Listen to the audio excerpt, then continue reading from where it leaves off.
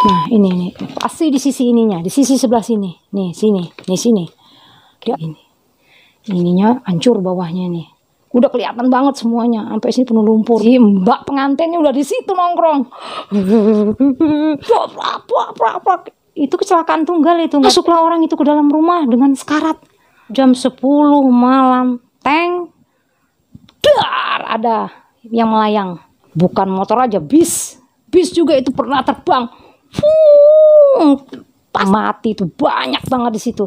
Bilangkan ke rumah seberang itu katanya. Aku mau minta sajian katanya gitu. Hah? Setan minta kambing, kita aja makan tempe, dia bilang gitu.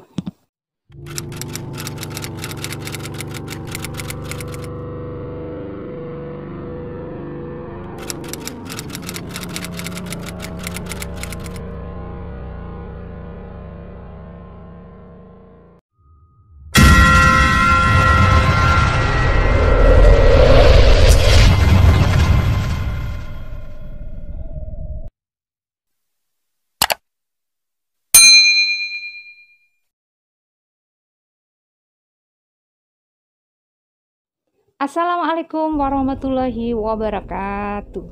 Hai semuanya. Salam jumpa lagi bersama Mbi di sini di YouTube channel Kisah Mbi Elma. Oke, di episode kali ini Mbi akan berkisah tentang kisah rumah di Cilember.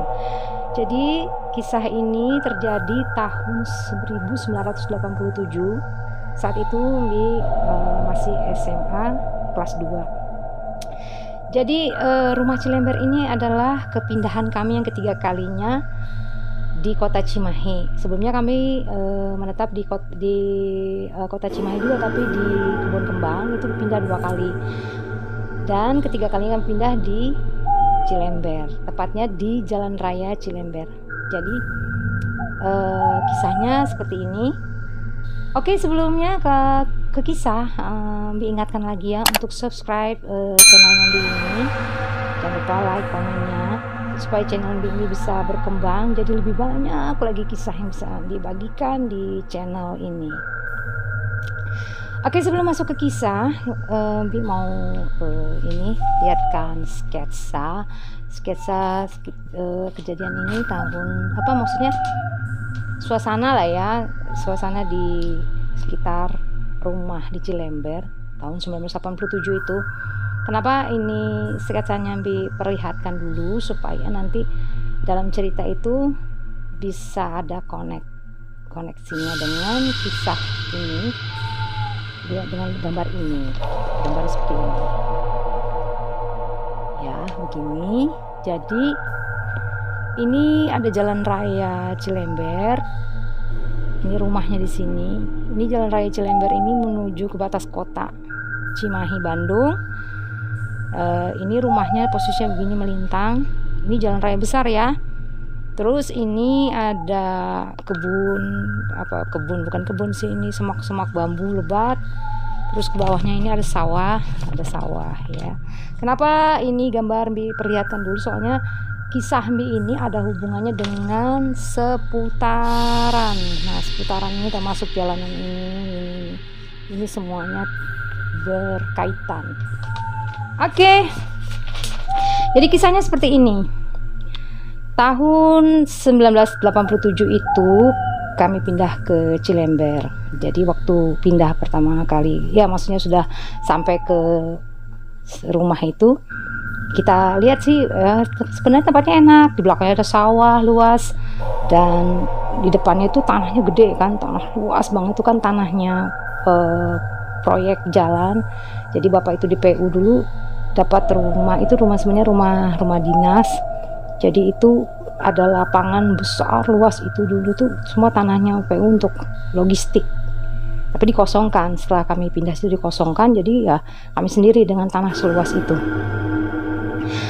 Selanjutnya pada hari pertama itu kami pindah. Nah, di situ ada kejadiannya itu berkaitan dengan masih mimpi ya. Jadi mimpinya itu kali ini yang mimpi itu mama gitu. Biasanya kan yang mimpi itu Mbi gitu loh. Kali ini mungkin menurut menurut Mbi ya, mungkin kenapa mama yang harus dikasih mimpi, karena ada sesuatu kali ya, sesuatu yang penting sekali gitu, kenapa harus mama yang dipilih. Jadi mama itu mimpi begini, dalam mimpinya ada yang ketok-ketok rumah, terus pas mama lihat ada orang tua pakai sorban putih, baju putih. Dia bilang, "Bu, main ke rumah saya." Dia bilang di belakang gitu. "Tapi kalau ibu main ke rumah saya nanti ibu jangan lupa ya bawa ini," katanya gitu. Kasih lihat kan, kayak nampan nyiru gitu. Di dalamnya tuh lengkap semua. Di dalam tuh ada bunga bermacam-macam rupa. Terus di tengahnya tuh ada ayam hitam. Jadi kalau ibu main ke rumah saya bawa ini, katanya. Dia kasih lihat kayak gitu. Nah udah kayak gitu, dia bilang, "Rumah saya di belakang kok, pas di belakang rumah ibu," katanya gitu. Lanjutnya besoknya mama tuh kok cerita, "Mama kok mimpi ya, nih mimpiin katanya orang di belakang itu nyuruh ke belakang gini lah," ya menceritakan mimpinya. "Yuk kita ke belakang yuk, lihat," katanya gitu. Kita sebenarnya nggak pernah lihat sampai ke belakang, cuma lihat sebelah kanan aja. Sebelah kanan kan sawah, sampai situ aja kita lihat. Nah begitu kita lihat ke belakang, ternyata itu pohon bambu yang pokoknya lebat banget pohon bambunya. Emang malam-malam waktu kita pertama nginap di situ, kita dengar sih suara kayak suara musik angklung, suara angin itu sama gesekan daunnya kan. Rumah itu saking lebatnya pohon bambunya sampai ke atap rumah. Jadi kayak yang memang ada serem-seremnya gitu. Tapi karena waktu itu mama ada, kita kan nggak terlalu yang ketakutan, biasa lah ya. Kalau di rumah memang mama paling pemberani. Jadi sebenarnya memberani juga sih yang lain, cuma kalau Mbi ya beraninya kalau dan kawan-kawan, kalau nggak ada kawan ya kabur. Nah jadi dua saudara Mbi itu yang cewek itu pemberani dua-duanya. Nah kebetulan di keluarga Mbi itu kalau yang perempuan rata-rata itu pada ya punya lah seperti Mbi itu, kayak feeling, insting kayak gitu punya. Nah kejadiannya bos kayak gitu. Malam besoknya setelah kita ngeliat itu kan ya, mata mama, kok nggak ada rumah orang, katanya gitu, pohon bambu aja. Kalau memang ada orangnya mungkin aja kita, siapa tahu memang kayak kenalan gitu ya, tetangga gini. Kata mama, rumah apa kita gitu kan, bambu aja. Malamnya mama mimpi lagi. Jadi mimpinya tuh gini, mama datang rasanya ke rumah orang itu. Jadi mama tuh ceritakan waktu ke rumahnya tuh besar banget, bagus, putih, bersih. Jadi begitu mama masuk dalam mimpi itu, mama bawa itu kayak yang dia contohkan itu loh.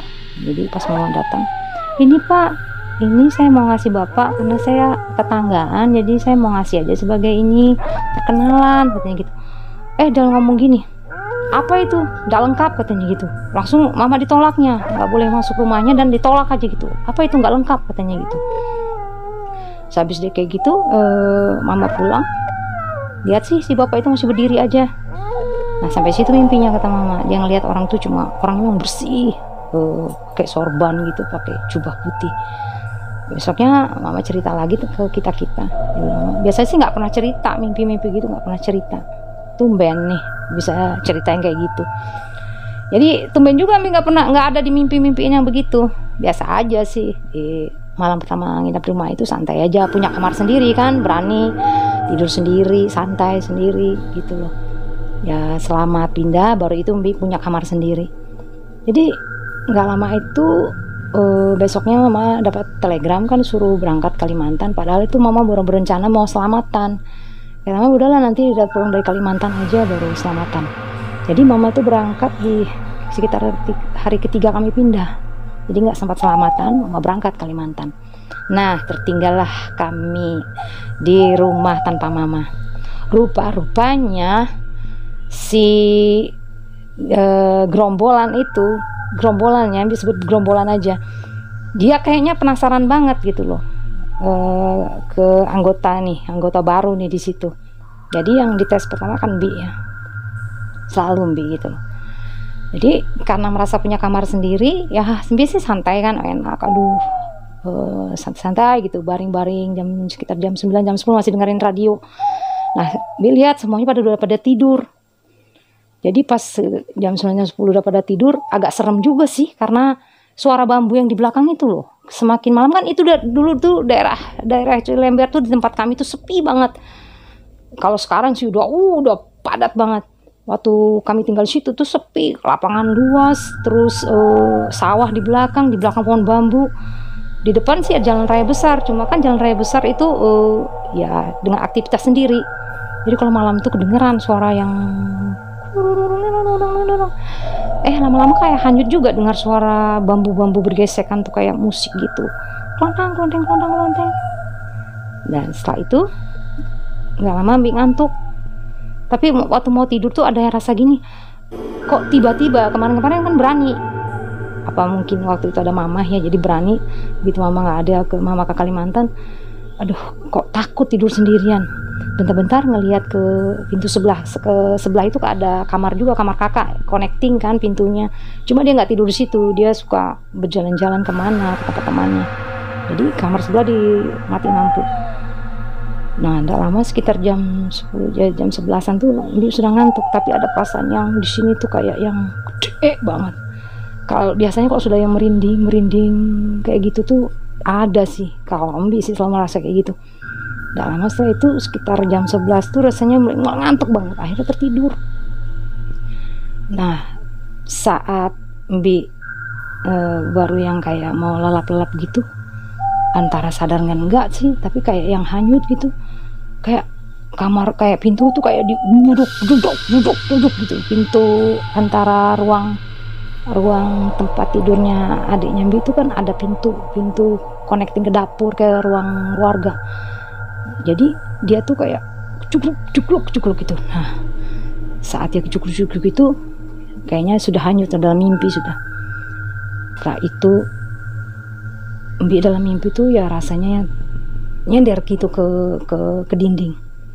Dari jauh Mbi melihat ada kayak set dibuka gini gordennya. Ada tangan buka gini. Yang pertama tuh kebuka tuh ininya putih, berenda-renda gitu.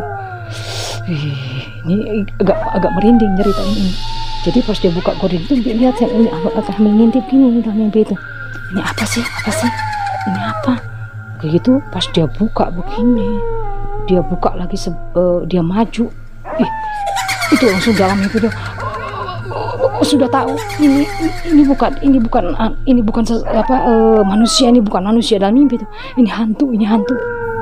Dia masuk itu udah kelihatan rok yang lebar, sumpah ini merinding banget nyeritain ini. Itu roknya duluan yang kelihatan. Begitu nggak lama dia gini, kalau masuk ke jalannya begini kayak gitu, kayak yang sempoyongan yang ini belum liatin mukanya, cuma bajunya aja. Udah lama udah kayak gitu, pas di depan pintu kamar Mbi langsung dia begini. Nah baru itu yang dilihat semuanya. Ngeri banget pokoknya, ini nyeritain aja Mbi merinding banget. Ininya yang kayak apa tuh namanya itu, yang pengantin tuh, yang selayarnya ya, yang itu wah besar, kayak renda-rendanya itu.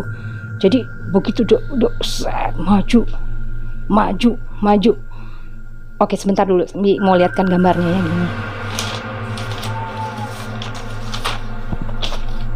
Oke, gambarnya seperti ini sih. Ini Mbi gambar seingatan Mbi aja dan semampunya menggores. Jadi begini nih, kayak gini. Ininya hancur bawahnya nih. Udah kelihatan banget semuanya, sampai sini penuh lumpur. Di sini bersih sih putih, tapi ini penuh lumpur, nggak pakai sepatu. Orang dia jalannya dari jauh gini pas depan gini, katanya gitu, langsung angkat tangannya. Begitu dia angkat tangannya tuh, di dalam mimpi tuh udah dia, Yuli, udah sepanggil semua adek tuh, bapak, begitu kan. Dia nggak ada ngomong apa-apa, cuma menggeram, gitu. Itu Mbi lihat sini matanya yang nggak ada, ini apa bolong. Terus bola matanya tuh ada yang kayak jatuh kayak gitu sebelah. Udah gitu mata yang sebelahnya tuh kayak yang bengis banget gitu loh, alisnya tuh gini begitu. Pokoknya dia mau bawa ke Mbi, ditarik, tidak lama dia tangkap kaki Mbi, habis itu Mbi dibanting ke lantai, kayak gitu. Wih, itu berasa banget sakitnya. Tidak lama dia seret Mbi, tarik sambil tarik tuh hadap-hadapan. Bi lihat banget mukanya kan di atas ini, Bi di bawah dari gini, dia ngangkangin di jalan prak gini narik udah kayak gitu. Nah pas yang sebelum tidur itu Bi kan taruh sejadah sama mukena pas depan pintu, sholat di situ. Nggak tahu juga kenapa pengen sholat di situ. Nah begitu dia seret Bi pas dekat pintu mau keluar itu ada sejadah sama itu, di situ dia berhenti, nggak bisa narik. Bi itu tertidur teronggok di atas sejadah dalam mimpi itu. Dia mau narik lagi nggak bisa, dia lepaskan. Begitu dia lepaskan kayak gitu dia, ini sumpah nih merinding banget. Nah nggak lama itu langsung yang begitu dia lepaskan, begitu juga langsung bangun. Bah, dia langsung gitu otomatis langsung manggil adik Embi, dia gitu. Langsung adik betul lari semua, kenapa Mbak Emma kenapa gitu kan. Adik Embi semuanya kan dia ngumpul tuh di kamar tengah itu, ada Yuli, ada Romi, ada dia, ada 4 orang di situ. Kenapa Mbak Emma ceritain lah mimpi itu. Nggak lama setelah itu, setelah semuanya dengar yang diceritakan tuh mimpi begini ke semuanya, pokoknya yang paling duluan percaya itu bapak tuh dari dulu kayak gitu. Kalau sudah yang mimpi, dia nggak ada sama sekali bilang itu cuma mimpi. Enggak, dia langsung yang kayak duh kayak yang panik gitu, kayak gemetar gitu loh. Pokoknya gitu dari dulu udah kebiasaan kalau sudah yang mimpi atau apa gitu. Oke, kalau gitu udah kita panggil Om Taha aja, suruh selamatan, dosa tunggu mama katanya gitu. Ada temannya kan di kantor itu, ya bisa juga yang kayak gitu. Jadi setelah ada selamatan itu agak tenang sedikit ya kan. Nah ya kita sih nganggap mudah-mudahan itu cuma mimpi ini aja ya, mimpinya Mbak Emma aja, nggak ada dengan urusan dengan itu hantu yang ada di situ. Ternyata si Mbak pengantin itu ternyata memang dia maskotnya di situ. Nah selama kami pas kami di situ, kami banyak juga dapat kayak dari tetangga, tapi masih bercanda. Tahan ya di sini ya katanya gitu. Kayak ada ininya sih, kayak ada sesuatu yang disembunyiin. Tahan aja, tahan banting aja kan di sini ya. Akhirnya lama-lama juga karena kami dilihatnya kayak tahan sampai kita digelarin Ghostbuster gitu loh. Kita nggak tahu sama sekali cerita tentang situasi di situ, nggak tahu sama sekali kisahnya, nggak mau tahu juga. Nah sekitar sebulan di situ kita udah punya banyak teman, jadi di situ sering ngumpul ya anak-anak di situ. Nah selama kejadian sebulan tuh macam-macam lah makhluk yang datang, yang begini, yang begitu modelnya, yang nggak diceritakan sih ya. Kalau semacam wujud lewat itu ini banyak banget. Nah sebulan pas di situ kan ada tuh tetangga di situ yang namanya Dede. Setiap malam dia nginap di rumah. Dia selalu nginap di rumah karena dia berteman akrab banget sama adiknya Mbi yang cowok itu. Nanti dia tidur di kamar yang sebelahnya Mbi itu karena di situ sering kosong. Nah kalau Mbi setelah kejadian yang mimpi diseret itu benar-benar nggak pernah lagi tidur di situ. Bye itu kamar, goodbye dah, nggak mau lagi tidur sendirian. Karena karena nggak bisa nggak apa-apa lagi. Udah itu sudah, kalau udah mimpi itu sudah, ya itu udah, itulah di situ ada makhluknya. Nah si Dede itu tidur di kamar sebelahnya Mbi itu.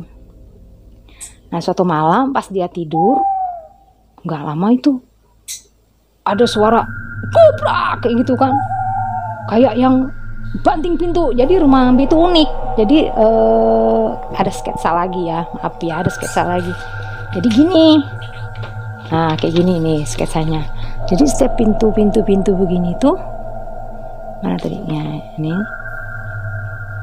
nah pintu kayak gini itu langsung keluar, langsung keluar ke halaman gitu loh.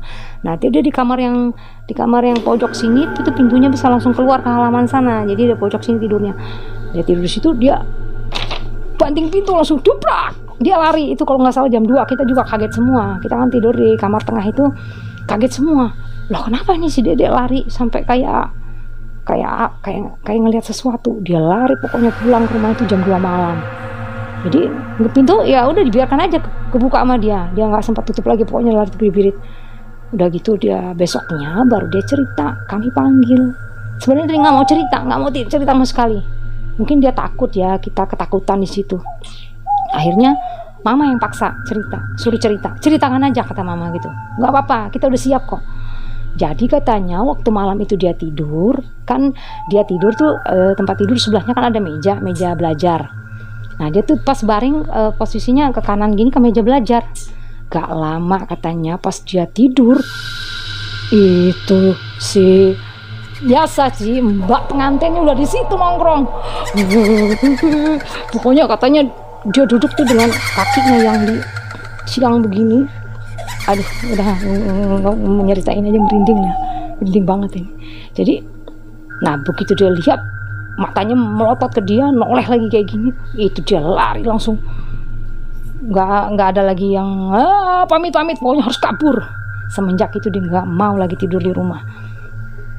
Nah selanjutnya mama masih penasaran kan, jadi dia tuh di sebelah depannya itu pas yang dekat sawah itu, kalau dari sawah itu ada rumah yang ada penduduk di situ tuh, masyarakat di situ tuh dia bisa ngelihat ke rumah Mbi gitu loh, situasi di rumah Mbi. Jadi ada lupa namanya siapa, tapi dia sih yang kayak sebenarnya tetangga yang lain bilang jangan ceritain.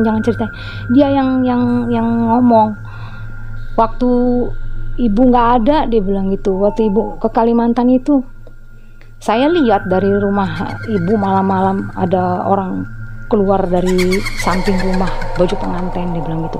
Kaget lah mama. Jadi Bi bilang, mak itu waktu mama nggak ada saya mimpi itu loh, berarti memang datang dia. Ya sudahlah kita ini aja, kita harus ini aja kata mama, di sini kita harus kuat, dia bilang gitu, jangan yang ketakutan atau gimana. Tapi saya tetap takut lah mak, saya nggak mau tidur, nggak mau lagi pokoknya tidur. Nah, pokoknya sudah nggak mau lagi tidur sendirian. Nggak lama besoknya, nah disinilah mulai ada ya tadi yang teror yang bilang, terornya itu dalam bentuk rasanya kita nggak masuk akal ya, kalau dibilangin rumah itu ada magnetnya, ada apanya gitu, nggak tahu ada apa-apanya gitu ya. Jadi aduh ini rada gemetar sih ceritanya. Malam sebelum ada kejadian yang pertama kalinya itu, mama kan sholat, mama itu udah kebiasaan dari dulu suka sholat malam gitu lah. Mama lagi sholat gitu loh, udah lama tiba-tiba dar gitu loh, gila. Baru itu lihat yang manusia terpental mungkin ya, dari jalanan tuh terlempar berapa kali terlempar dia sampai menghantam ke pintu kamar tamu itu. Jadi begitu dia menghantam ruang tamu kan mama bangun tengah malam itu, bangunkan kami semua. Tapi di jalan tuh ada suara sudah yang itu kecelakaan tunggal, itu nggak ada siapa-siapa, orang itu sendiri. Dia terlempar itu dari jalanan itu sampai dia menghantam ke pintu rumah. Akhirnya dibuka pintu, masuklah orang itu ke dalam rumah dengan sekarat. Maaf ya, itu dia sampai buang air sambil dia yang sekarat ini, kepalanya di darah penuh, di sini penuh darah, semuanya penuh darah pokoknya.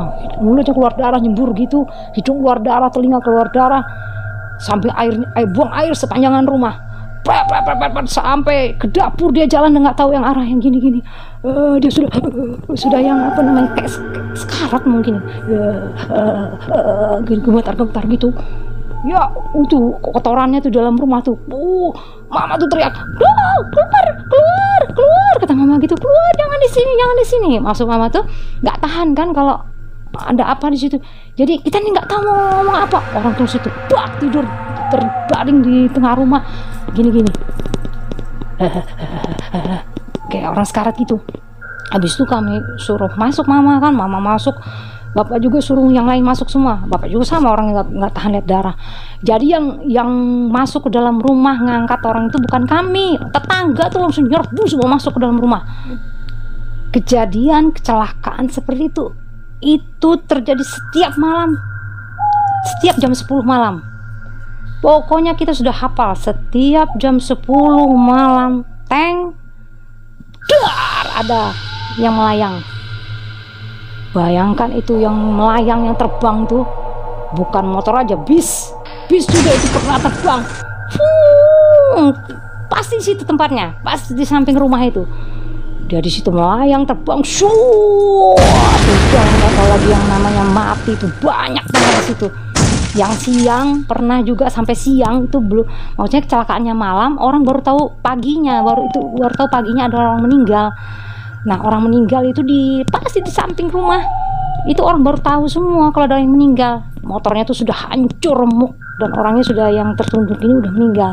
Itu pernah sampai yang kita, karena sudah setiap malam sampai kadang-kadang jangan keluar kata mama, jangan keluar, nggak usah keluar, karena pernah kejadian ada yang masuk ke dalam rumah itu. Jadi kalau ada yang terbang ke rumah, menghantam rumah, ke samping rumah ada yang masuk semak-semak rumah, mama nggak pernah nyuruh kita keluar, semua di dalam rumah aja. Nanti tetangga bakal datang kok semuanya. Jadi kalau tetangga yang di Cilember itu tahu semua cerita tentang kejadian tahun 87 itu. Jadi udahlah ya, cerita yang tentang yang kecelakaan tuh beruntun nggak berhenti. Nah suatu hari ya kayak gitu lagi, ada lagi yang kayak datangi mimpi mama kayak gitu, masih dengan nagih si sajen itu. Kata mama, apa sih orang itu ngotot betul, nggak akan mau aku, kata mama gitu.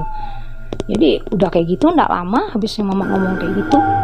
Nah di seberangnya jalan itu kan ada ke seberangnya jalan raya itu sudah ada temannya bapak sih di situ, teman kerjanya bapak kan. Nah teman kerjanya bapak itu karena kebetulan dia tahu sama bapak, dia nyampaikan cerita dari seberang itu. Tapi itu kejadiannya pas saat itu terjadi, dia langsung nyebrang ke rumah kami. Bu, Pak, maaf, dia bilang gitu. Itu namanya Mang Dudung. Dia bilang gini, Bu, Pak, maaf, dia bilang gitu, saya mau nyampaikan aja. Ini karena kebetulan katanya saya ini tetanggaan sama orang yang sakit ini, sakit dalam arti dia kesurupan. Yang kesurupan anak umur 10 tahun, Pak, katanya gitu. Kenapa memangnya, kata mama gitu. Aku nggak bisa ngobatin orang, kata mama gitu kan. Bukan itu, Bu. Dia tuh kayak segan betul ngomongnya. Maaf aja, Bu, ya Pak ya, katanya gitu. Soalnya dia pas kesurupan ini sebenarnya udah hari ketiganya dia kesurupan. Nah setiap dia kesurupan dia ngomong nunjuk rumah seberang, nunjuk rumah seberang. Anak kecil itu nunjuk rumah seberang. Nah pas yang dia ngomong, katanya biasa kan cuma nunjuk, ini dia ngomong. Pas dia ngomong ada komunikasi, dia ngomong gini, tolong bilangkan sama orang itu, katanya. Orang mana? Itu rumah yang seberang itu, katanya. Rumah yang mana? Itu rumah yang itu tuh, katanya. Jadi anak kecil itu diberdirikan, disuruh lihat yang mana, dia nunjuknya ke arah rumah. Tolong bilangkan ke rumah seberang itu, katanya. Aku mau minta sajen, katanya gitu. Lah, minta sajen, nah, kan mama sambil nyeletukin, minta sajen terus. Jadi gini Bu, ceritanya Bu, dia ngomongnya begini, saya mau minta sajen kali ini, maksudnya kemarin kan minta sajen aja, kali ini dia bilang, kali ini saya mau minta sajennya kambing, dia bilang gitu, ngomong gitu kan. Si Pak Dudung tuh nyampaikan, dia ngomongnya gini, Bu, saya mau minta sajen kali ini kambing, dia bilang gitu. Jadi kebetulan itu adeknya yang dia itu kan yang pemberani kan, teriak dia gini, apa? Hah? Setan minta kambing, kita aja makan tempe, dia bilang gitu. Nah habis yang ngomong kayak gitu, dia ada sih yang kayak deg-degan kan yang ngomong kayak gitu. Jadi santai aja habis ngomong kayak gitu. Jadi bilang, Mama, kenapa dia nggak sendiri datang ke sini, katanya gitu. Mama mulai nantang juga kan, kenapa nggak dia sendiri datang ke sini? Dia ngomong gini, Bu, dia takut sama ibu, katanya. Ngomongnya kayak apa? Saya takut sama ibunya, katanya gitu. Dia ngomong gitu, setiap katanya ditanyain kesurupan tuh, saya takut sama ibunya, katanya. Jadi dia takut sama mama. Alhamdulillah, kata mama, dia takut sama saya, katanya gitu. Jadi udah selanjutnya tuh kejadiannya ya masih yang teror, yang kecelakaan setiap hari itu selama kami 1 tahun tinggal di situ. Kecelakaan itu nggak ada berhentinya. Pokoknya rumah kami itu keberapa kalinya ya, sampai lupa loh, yang namanya orang sekarat dibawa masuk tuh udah kesekian kalinya loh, nggak bisa dihitung lah ya. Nah ada juga yang kadang-kadang pagi gitu, yang seperti yang diceritakan tadi, pagi baru tahu orang itu meninggal. Jadi sudah banyak banget yang meninggal di situ, yang yang babak belur di situ, yang terlempar, yang apa pokoknya. Jadi selalu terlemparnya tuh melayangnya di depan tuh, pas di sisi kirinya rumah itu, terbang, mobil terbang. Pernah yang dia lagi duduk di teras rumah aja begini, waktu itu pas mau nyabut singkong, betul-betul mata kepala Bi ngelihat kayak apa sih mobil itu yang melayang kayak gitu, melayang dengan bunga apinya karena gesekan nabrak trotoar gitu. Wah, sampai kayak mau menghindar juga, takut terpental, wah lari, mobil langsung terpental kayak gitu. Ya kayak gitu pokoknya kayak ada apa ya di situ, kayak aneh aja kalau mau masuk ke situ tuh kayak nerobos apa gitu. Kecelakaan, dan kecelakaan harus tiap hari ada kecelakaan. Kalau orang Cilember udah tahu banget tahun 1987 tuh, di posisi di depan, di sekitar rumah Bi yang seperti digambarkan tadi sketsa itu, semua sudah pada tahu semua, nggak ada yang nggak tahu kisah ini. Jadi kecelakaannya itu dia terpental pasti ke sini, pokoknya gitu terus terpental ke sini di seputaran ini aja.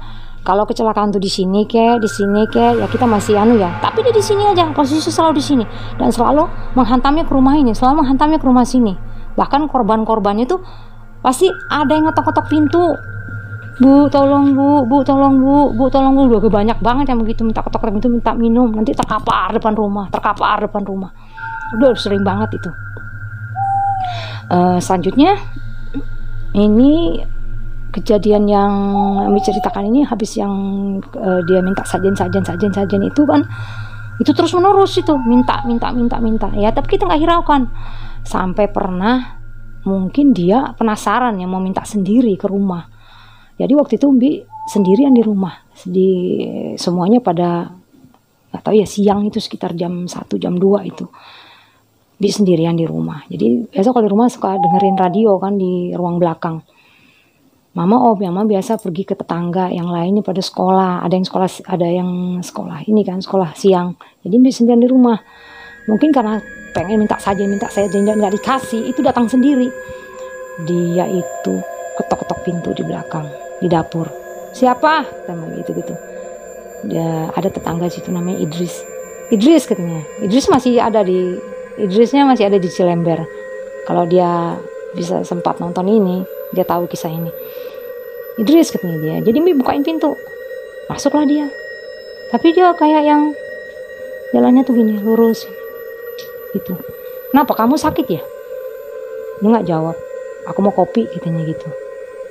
Kalau mau kopi kan sudah dibilangin, kalau mau kopi di sini anak-anak datang ke sini nggak pernah bikin sendiri, kita begitu kan? Karena peraturan mama gitu. Kalau bertamu ke rumahku mau kopi mau apa bikin sendiri. Jadi udah biasa. Jadi dia akhirnya dia bikin sendiri. Jadi Bi masih di ruang keluarga itu, karena nggak enak kan ada laki-laki masuk, Bi sendirian perempuan, Bi pindah ke ruang tamu. Dia di belakang. Kedengaran sih suara dia nuang air segala macam. Habis itu Bi lihat begini, kelihatan sih dia duduk di meja makan, dia taruh kopinya.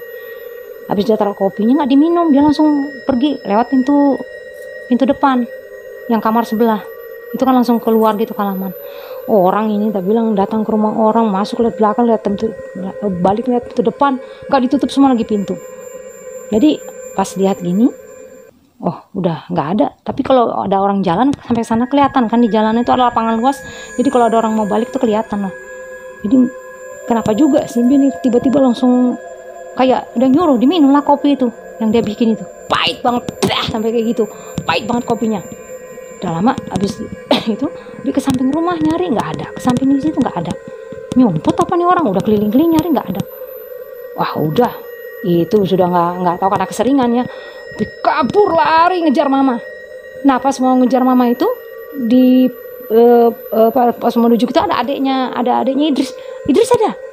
Idris di rumah katanya gitu. Ya kalau dia sampai rumah itu kecepatannya luar biasa. Kalau sampai itu kejadiannya berselang berapa menit aja. Ada di rumah tidur katanya gitu. Wah pokoknya penasaran, langsung datangi ke rumahnya. Tanyain dia langsung, kamu ada ke rumah? Nggak ada, sampai sumpah demi Allah aku nggak ada ke rumah, dia bilang gitu. Ya udahlah, dia udah minum kopinya. Nah itu sekitar jam 5 sore itu panas tinggi sampai tinggi banget, sampai waktu diukur mama itu hampir 40 demam tinggi, hampir 40, langsung dibawa ke rumah sakit opname. Nah, habis udah kayak gitu kejadian itu, nah itu berbarengan dengan anak yang kesurupan itu. Anak yang kesurupan itu juga demam tinggi, panasnya tinggi banget.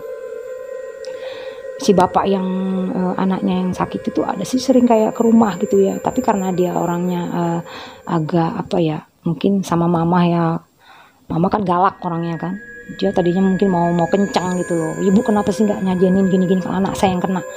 Karena mama orangnya galak kan, kalau soal yang kayak gitu dia agak-agak ngeper sama mama, paling punten ya bu, iya abdi ini yang kayak gitulah ngomongnya. Kata mama, nggak bisa, nggak mau kata mama.